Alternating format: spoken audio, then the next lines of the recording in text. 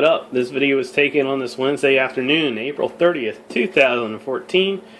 Time right now is 8:47 p.m. and today was a project day.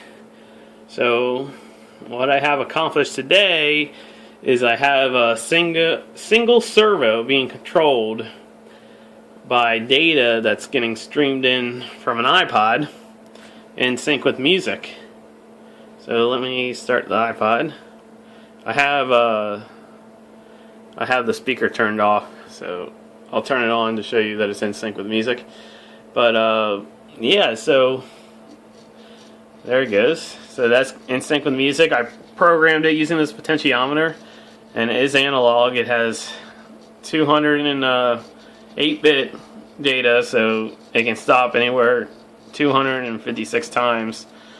I'm barely opening the mouth though when I'm programming it, because it's hard to turn that pot from one extreme to another. But it turned out pretty good. It took me a hell of a time to get this servo to be nice and smooth. There's so many factors that go into getting the servo to be smooth, and I still don't know if I have it all figured out, but this setup right here, the servo is pretty smooth. I'm afraid that when I start adding more servos, which I want to try to get up to 4 servos because I have a 3-axis skull I'm going to try to control with this, that it might not work out. It might be a little jittery. And it's kind of frustrating. I kind of hate servos after this. But the end product right now is pretty good. What I had to do now is I had to redo. Right now this is the programmer, and it's just streaming out data based off of this potentiometer. I got to set this up to work with EEPROMs to save the data so that you can program multiple movements.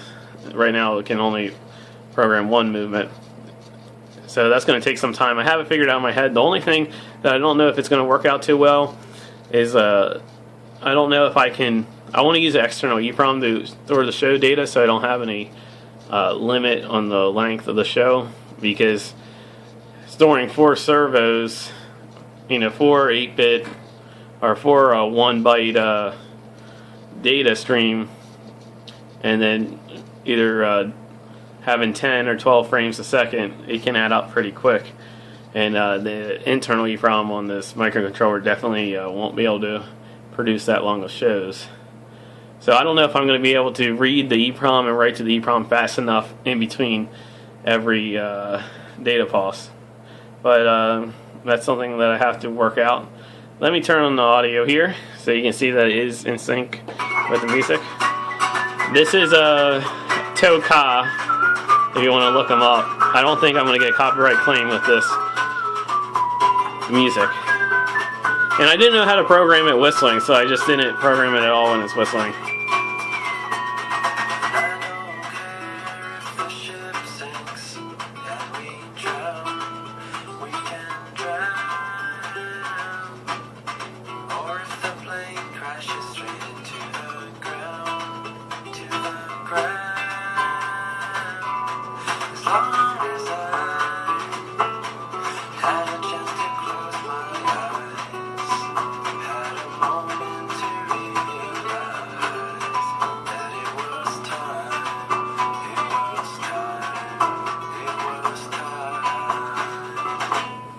I had a big problem with it not picking up all the data from the iPod. The volume that the iPod's set at is definitely essential to being able to pick up all the data.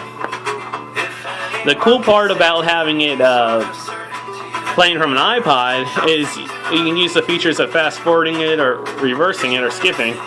So I can go back to the beginning here.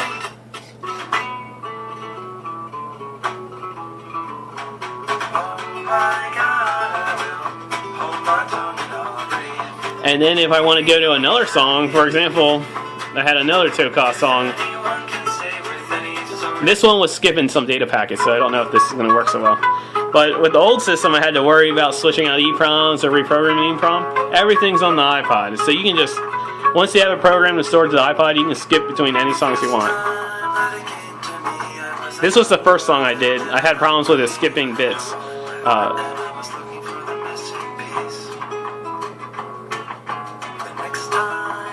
And then I can forward this one. Can anybody out there tell me something true? So that's what I have so far. I still have a long road ahead of me, like I said, to try to get it to work on a 3-axis skull. But pretty rewarding project day. At least I have something to show for it. For a while there, I was messing around with all this stuff and I didn't have anything working. So, see ya.